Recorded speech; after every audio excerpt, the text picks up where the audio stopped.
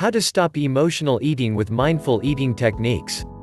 Emotional eating is incredibly common, but it's also widely misunderstood. Do you ever find yourself eating candy or big bags of chips after a hard day at work, often without seeming to make a conscious decision to do this? Do your diet plans immediately fail whenever you have relationship problems, financial worries, or self-doubts? If you think that this picture sounds eerily familiar, you're not alone. Emotional eating can be a source of shame and frustration, but there are ways to beat it. The trick is to learn more about your triggers and develop a pattern of mindful eating that replaces the old, self-destructive pattern of being an emotional eater. This guide could help you change for the better and learn to see food in a more positive light again. Am I really hungry? Emotional hunger or physical hunger? When your body needs fuel, you experience physical hunger.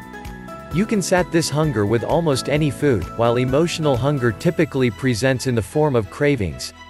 If you're going to avoid emotional eating in the future, you first need to get a better sense of where your emotional hunger comes from in the first place. The most common things that contribute to a pattern of emotional eating are: lack of awareness. You're more likely to eat too much when you eat unconsciously, paying no attention to what you're putting in your mouth, which often results in binge eating. Difficulty tolerating emotions, like drugs and alcohol. Food can provide a form of self-medicating that temporarily gets rid of negative feelings. A desire for pleasure. Similarly, you may view food as the only thing in life to look forward to. If so, you'll typically end up eating it in order to feel good. Negative body image. While it might sound odd, psychologists caution that negative self-image actually promotes overeating. Check in with yourself and take a mindful moment. There are specific steps you can take to maximize your chances of reducing emotional eating. The main goal is to develop a pattern of mindful eating instead. We'll take you through the necessary steps to become a mindful eater. They're simpler than you think. First, note that when we feel hungry, the automatic response is to eat. So, when you feel a pang in your stomach, you'll most likely go straight for a snack without even stopping to think. If you learn to slow this down, adding in a step between feeling and acting, you'll more often stop emotional eating in its tracks. The next time you feel hungry, deliberately take a mindful moment. Ask yourself, am I physically or emotionally hungry? If you're not sure, consider whether you have a craving, a sign of emotional hunger. Chances are if you'd bypass a banana to get to a chocolate bar, you're meeting an emotional need, not a physical one. In addition, reflect on whether the hunger has come on suddenly. This immediacy is also common with emotional eating. If the above helps you realize you're emotionally, rather than physically, hungry, ask yourself this follow-up: what am I feeling? This will clue you into why you're emotionally hungry, and also give you a chance to think of other ways to meet your need. All of these questions create a bigger gap between feeling an urge to eat and actually eating. And in time, conscious decision-making about food should become the norm, not the exception.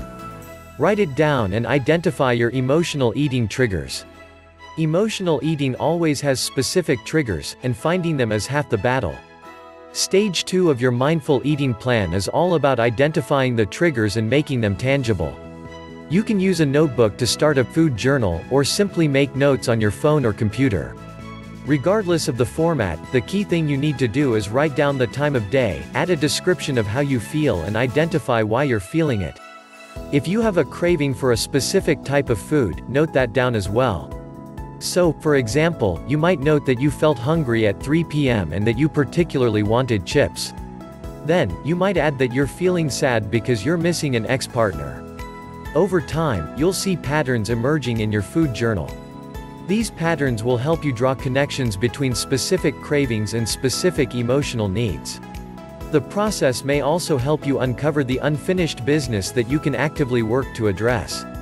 In the above example, trying to get back into the dating world might be how you nullify that craving, or talking about the relationship in therapy might be what you need.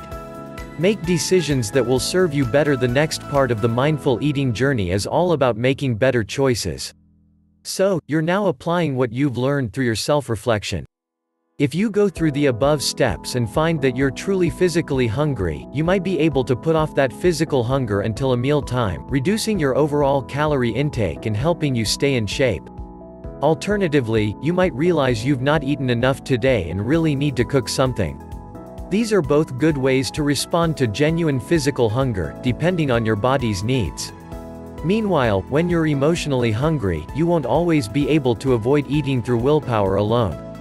In these cases, your strategy becomes less about stopping yourself from eating and more about eating better things. Find a substitute food. Finding a substitute food can be a lifesaver in your battle against emotional eating. A good trick is to think about the dominant flavor and go from there. So, if it's chocolate you're craving, what sweet but healthy thing can you eat? Fruit is the obvious choice. Meanwhile, you can replace salty potato chips with low-fat seasoned popcorn. In some cases, what you eat will be close enough to your craved food that you feel better. Then, you can experiment with eating less of it. Eventually, you may not experience the automatic craving at all. Effectively, you'll have trained your body and mind out of relying on food in this way. Find a positive activity to distract yourself from emotional eating. Although the substitute food strategy can be a powerful one, the best thing you could do is replace emotional eating with healthy behaviors. So, to go back to your food journal, it's time to add a new dimension to your notes. Specifically, each time you note something down, challenge yourself to find another way to make yourself feel better, something that doesn't involve food. Make sure that it's positive, and not just another unhealthy strategy. For some people, the interpersonal connection makes all the difference. Could you call a friend, make a date to see a family member, or even cuddle a pet?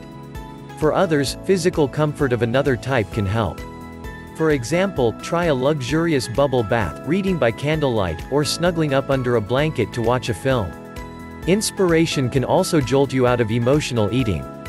Basically, self-care plans or any kind of positive activities like reading success stories, watching TED Talks, or listening to motivational music can be good. Finally, though it may sound counterintuitive, try exercising instead of eating. It makes you feel good about yourself, rewards you for activity, and boosts energy.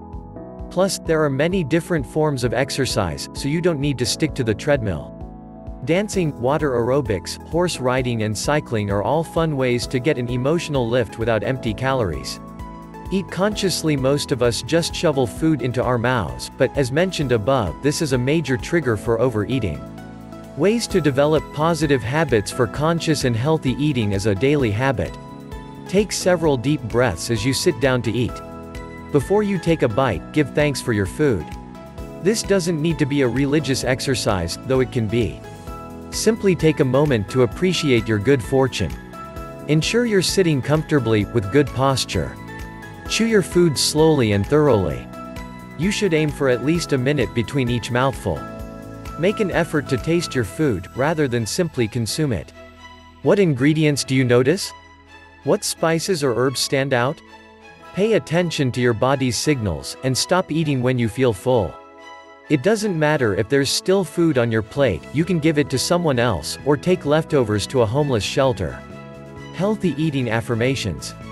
Finally, over time, healthy eating affirmations could help reshape your negative and self-destructive beliefs about food.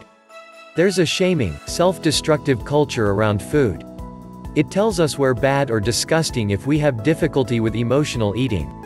When you form new, happier attitudes about eating, this actually reduces your likelihood of eating too much. As with all affirmations, it's important to get the wording right and tailor the affirmation to your preferences. However, here are some excellent examples to get you started. I am lucky to have everything I need to make delicious, healthy meals. My body gets stronger, healthier, and more powerful with each new bite I take. I choose to love, respect, and honor my body. I dedicate this time to nurturing myself. We are all worth the energy, time, and